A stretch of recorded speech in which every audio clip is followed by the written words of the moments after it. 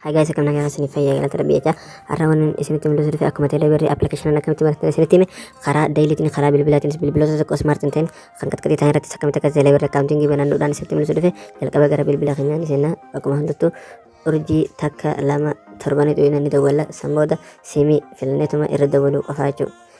teleberry accounting khanya banachuf labjachuda erga kanati notifier qudri takatu ide register khanya durati send gonachu erga kanna dune wani nu gafatu inter invitation kodi aferi isin gafata jira yo hinga banete ergichatu tani iskibiyatani disu kabtani send goti watsamboda you request begin procedure anga erga marefamanu du fokofa ni nachu dawatu tay ega kholo dawatu taqiya kuma gartan message nasrati message nasena kun wanta naf erga jirachu bonusin anik abu fi akuma gartan kuno dir jamal congratulations you have karshe qodashan bonus and register ja samboda kodi yo khan aka asrati agartan ti wana no erga chula afatami takamal mal khajuqan inno kuni kodi default yo taqiya khan pini